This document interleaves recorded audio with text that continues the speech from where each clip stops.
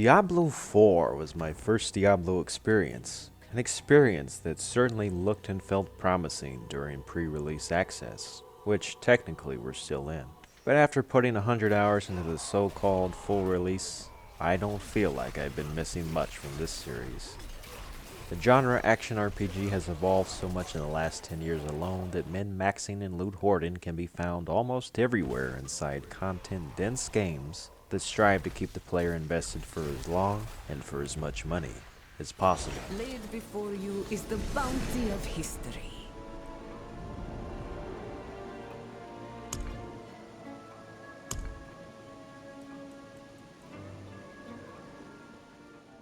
Video games have also long since evolved from dungeon crawling into more voluminous and dynamic level designs with verticality and open-ended exploration that give you a feeling of depth and agency to do whatever you want. It's not saying much then that in 2023 we're still stuck in the mud with Diablo, confined to the top-down isometric perspective, limited in our ability to actually roleplay outside of the most menial of recycled side quests and railroaded story beats. The largely one-dimensional hack-and-slash spamming combat is enough to keep you engaged long enough to help you slowly zone out after a long day at work. But some of us like to play games from sunrise to sunset, and for those of us traditional grindy gamers, Diablo 4 is too much, while at the same time being not enough. It's weird, dude. Who are these people? Just give a shit, dude. What the fuck? Video game sequels are nothing new. The games industry benefits even more greatly and more naturally from splitting up the franchise structure into multiple acts than Marvel superhero films do with their forced post-credit sequences. But when video games traditionally make sequels, they do so to innovate, to build off of the stepping stones that came before. Diablo 4 largely resembles, so I'm told, the previous games that have spanned the past 26 years. Of course, there's nothing wrong with familiar gameplay and visual motifs. All games reuse basic mechanics, and Diablo 4 certainly looks visually more impressive than previous Diablo titles, if not one of the best looking games of the year. But at a certain point, if you're not offering something original to keep things fresh, why are you still even making sequels? A business will do what a business has to. The reboot of Diablo worked because it, of course, got a new player like me to join in on the fucking grindy bullshit. But even then, that's mostly only because I was able to game share with a friend. If I had to fork over the $69.99 plus tax on a standard dungeon crawler, in a day and age when I could be spending my time on my backlog, I'd probably pass because I've seen bigger and better games that do the same kind of things Diablo did. What it was once called a nearly flawless gaming experience. I don't know about you, but a game that is always online, that gets constant nerfs to builds and XP gains through hotfixes, making you at the mercy of the devs and their server capacity, is anything but a flawless experience. And given how bare bones the in-game content really is, if Diablo 4 wasn't online only, I'm not sure it would be worth coming back to at all. Dude, this game is dog shit, dude. We've been sitting here for like 5 hours, dude. This game is boring as shit, dude. We don't want to do the content, dude. This is the same shit. Diablo 4 is the fastest selling Blizzard game, and sure to be one of the most profitable, given the $69.99 price tag and the supplemental revenue bound to be generated by virtual doubloons that cost real-world doubloons. We know that video games have avoided innovation to cash in on formula. A prime example of this is another Activision Blizzard staple, Call of Duty. Diablo 4 is at least innovative in the sense that it is at or near the peak of what I've seen in terms of grinding. You know it's a bad model when you complete the main story before level 50, signaling that you're only halfway to the true in-game content, when in reality most of the more difficult dungeons are unlocked straight away and can be managed rather fairly at around level 60 if you follow a decent YouTube build guide before it gets neutered by the devs. At a certain point, after getting the same loot drops over and over, by the way, would it kill the devs to increase your inventory space? Neo 2 gives you 500 slots before you even need to think about emptying out the duplicates. The only thing left to do in cleanup after you went around collecting all 160 level statues that exist if you want to play a bit of connect the dots using the map menu is leveling. And the only way to get reliable leveling is to farm the same dungeon 10 hours a day to maybe squeeze in 1 or 2 levels before your shit bucket starts to fill up. Even if you manage to get to 100, that's all before you realize that's just for one character, and the amount of time that you have to put in to max out all 5 classes would be equal to the amount of time I could have platinumed the entire Yakuza franchise.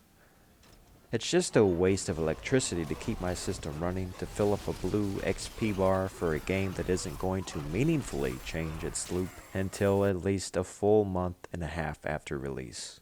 It doesn't help that all the dozens of different dungeons all operate almost the exact same, even if some of them have slight variations in the color scheme to give the impression that you're entering into a new area each time. Dungeons unlock additional layers after completing the same tired fetch quests within them, like bringing the key back to the door, or destroying 5 piles of shit to make it magically open sesame. All that just to get a key, dude, to go open a door.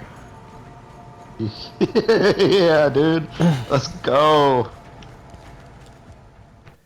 Half the time, you don't even need to directly engage with the elites, and another 1/3 of the time, elites don't even want to spawn in the damn dungeon because the devs keep reducing the count to nerf your leveling progression, which is a bizarre and frustrating contrast to the horde of enemies that won't stop spawning in the overworld when you simply want to chill out, check your inventory, or simply teleport away. So you have to go sit in a corner and hope the next wave doesn't notice you. You spend most of the time truly crawling through dungeons comprised of mostly empty space with a recycled boss at the end that isn't even mechanically challenging, just a war of attrition because of poorly optimized scaling. This isn't like the Souls games where you fight a boss for the first time. He kicks your dick in the dirt 69 times until you finally master his moveset, and then the fight usually becomes a bit more manageable on New Game Plus scaling, because by that point, you've got your awesome build set up, and you've gained confidence through experience. Diablo's idea of difficulty is to overwhelm you with so many enemies on the screen at once that you can barely see what's happening, and just have the elites one-shot you on higher world tiers because otherwise you could just spam your way through mostly without processing strategy, because the core mechanics never deviate from spamming whirlwind and dodging behind.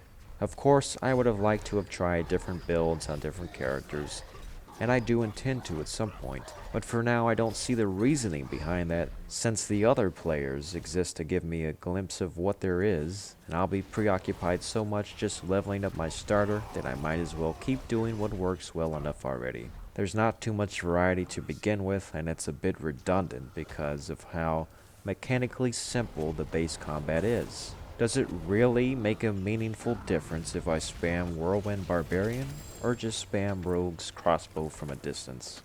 And PvP would be an interesting game mode that has potential with clan integration, if only the PvP builds weren't fucked because the devs, by their own admission, couldn't figure out the proper balance between builds that wreck in PvE and builds that have some degree of survivability against poison.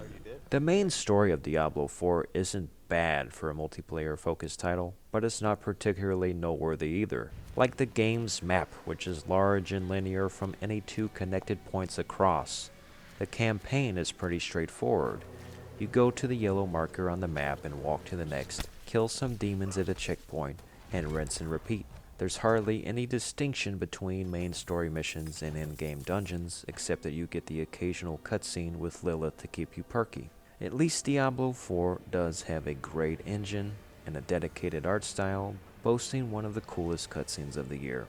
And some great voice acting for the Barbarian and the Wolf.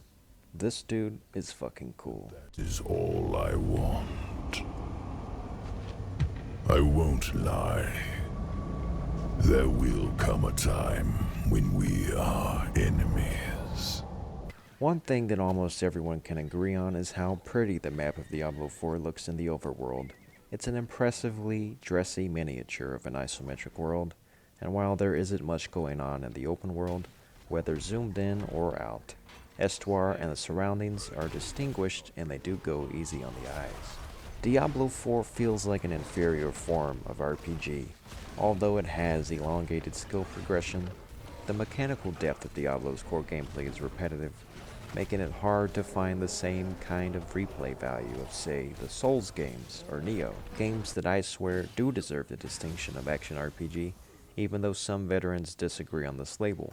The production values of Diablo 4 on a technical level are impressive as usual for a Blizzard project. Unfortunately, like a Blizzard project, the devs continually shit on their player base by making unannounced changes and nerfs that stifle progression. Probably so the unscrupulous greed of the corporation can keep players held hostage long enough so that they might notice the in-game store and consider hitting confirm purchase to donate to Blizzard, after suffering so much fatigue from grinding that their senses have been ground thin.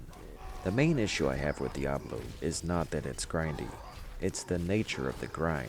It isn't the kind of chill grind that something like, say, Overwatch offers through its multiplayer. It's a grind that exists simply to keep you in a perpetual cycle so you can throw more money at the eventual battle pass. Today, a fully complete video game is not usually when the real product arrives at release. That's why they call it a launch. It feels a bit unfair to score Diablo 4 when it's in some sense still in beta, but most other game reviewers didn't even reach endgame or play more than one character either, so I feel that my preliminary analysis is just as valid as theirs. And even though Metacritic scores should always be taken with a grain of salt, because most of the users are not qualified to review when they don't even finish the game and they can't even articulate their points across, I think the 6 out of 10 average scores across the board are not too far off. I think Diablo 4 is a 7 out of 10 at best in its current state and maybe could earn another notch higher over time if they improve the balancing of progression and flesh out some of the other features such as PvP.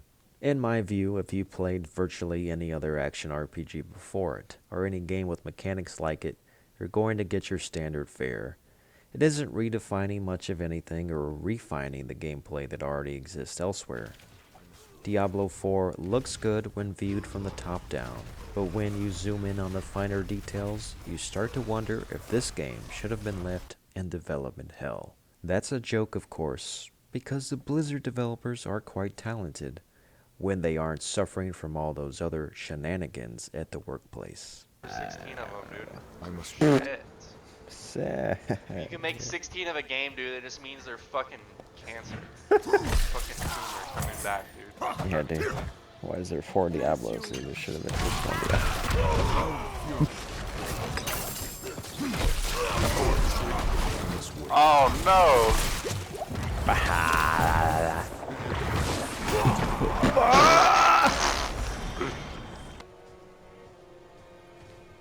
Watch out, eh? He's a biter. You need a wet nurse or something? Piss off. Watch out, eh? He's a biter.